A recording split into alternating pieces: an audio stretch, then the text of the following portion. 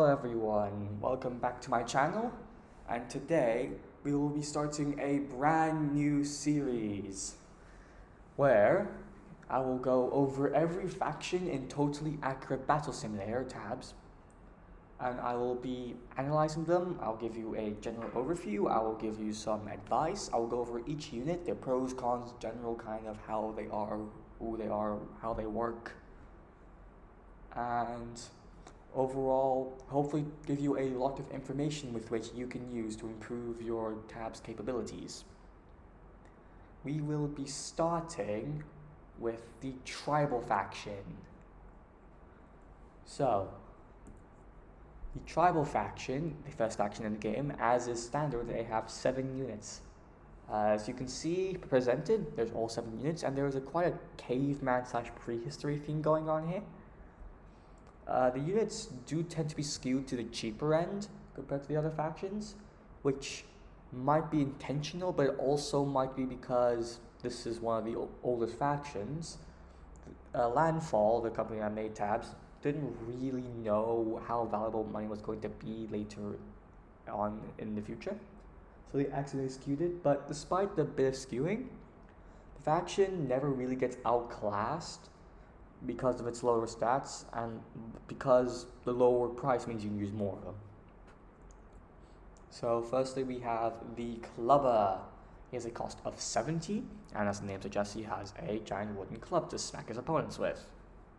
Quite low HP and quite low damage, but very cheap, so he serves as a sort of spammable fodder in a basic melee unit while still being able to deal okay damage. He is arguably the default tabs unit, being the first one you get. So on par with the Squire of the Medieval faction, which is a lot more of a balanced unit. I will cover him in a future video if you guys want. So pros, cheap and spammable as mentioned, but cons, because you're going to use so many in an army, he's quite vulnerable to area attacks. He also has quite mediocre overall stats.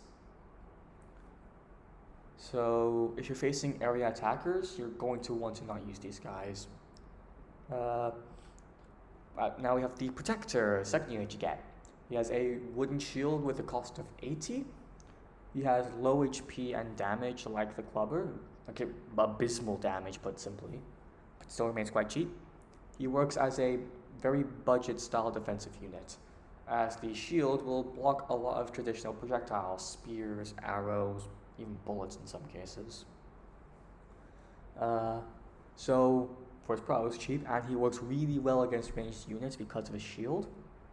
Cons, like the Clubber, he's weak to area attacks because you're likely to use a lot of him. He does like no damage in melee, so what you're going to want to do is make sure you bring backup for him, whether it be ranged units which he can protect, or higher damage units which will follow behind him.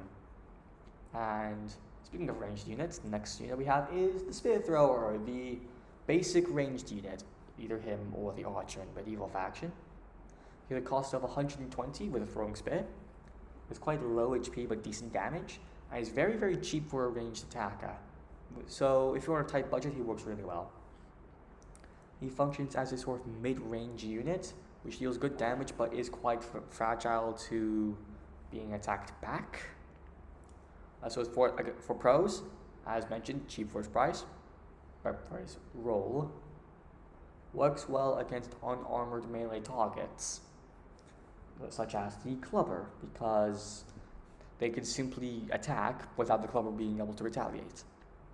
Now for cons, shielded units do basically hard counter him, so the Protector from earlier can easily take on several Spear Throwers unless one of them gets a lucky shot.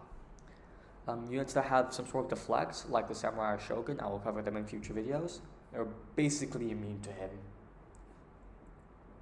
So next we have the Stoner, another ranged unit. His cost of 160 with a boulder throw. Quite low HP comparable to the previous guys, despite the higher price. He also has very good damage for the price.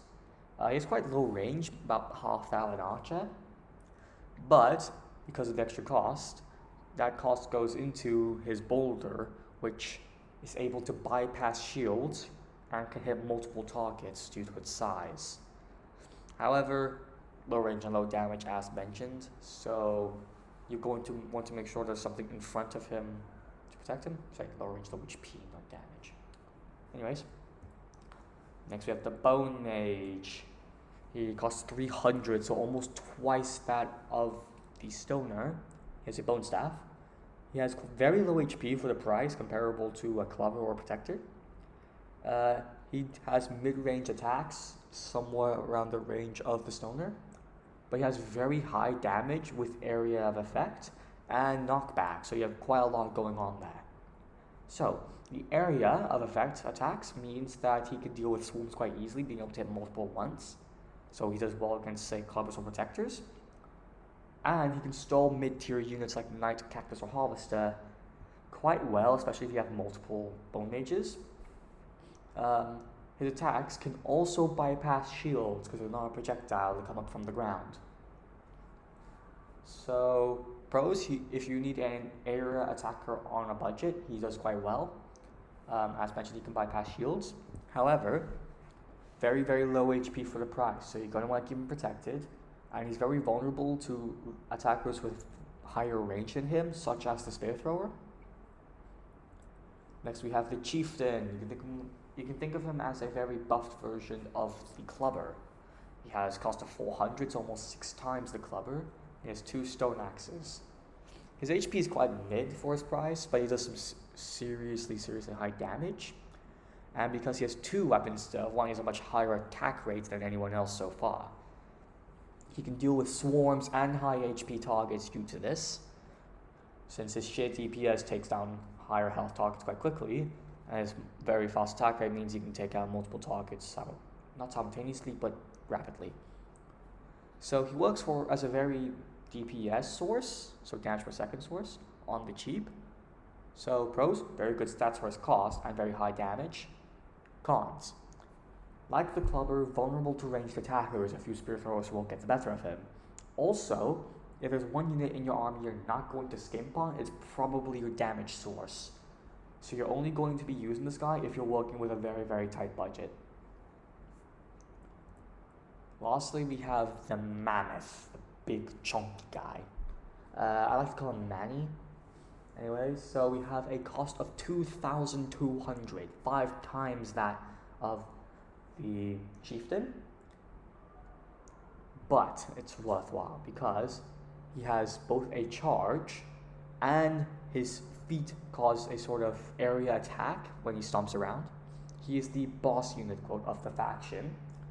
While he is expensive, he has really, really high health and area attacks, and he acts as a quite literal shield for units behind him, including when he's dead because the body remains for some time. Due to his charge, he is very good at breaking up enemy formations, and is very good with just generally messing with your opponent's army. If you have the money to spare, he is a great choice. So pros, as mentioned, high health, acts as a good shield and large area attacks all around him.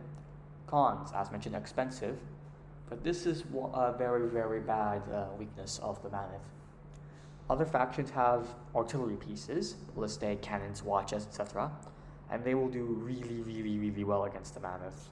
They will often take it down in only a few hits, and the Mammoth will have trouble getting to the artillery pieces due to the pieces' long range. For instance, the ballistae, I think, can two-shot him even, and they all cost a lot less, so if you're trying to counter a Mammoth, take an artillery piece. If you're working with the Mammoth, bait the artillery into attacking something else. So, as some general advice, overall, it's quite a well-balanced faction, and it does tend to lean into quantity over quality, as I mentioned at the start. So when you're using this faction, take full advantage and swarm your opponents. And area attackers will probably be your biggest nightmare because of how well they deal with most of your army. In that case, you're going to want to use Chieftains and Mammoths to take the area hits and to take out the area attackers, whilst the rest of your army swarms the rest. If you're not able to afford Chieftains or Mammoths, Spear Throwers can work against area attackers with less range or slower reload times. than the spear throwers. So for the tribal faction, your main opponents will be area attackers. Signal them out, take them down, swarm the rest. That has been a general summary of the tribal faction. Hope you enjoyed. Please like and subscribe as I mentioned before. You might have just gotten a little sneak peek to the next video. But you all get to vote on the next faction that I will be doing. You can choose the farmer faction, the medieval faction, or the Viking faction. Take your pick. In the comments below, the most liked comment, which chooses one of the 3 factions, will be the one that I cover. And so, have a good one, everyone. I hope this was useful, especially for those of you who are just starting out. And I do hope that you all enjoyed the video. Like, subscribe, comment which one you want me to do next, and goodbye.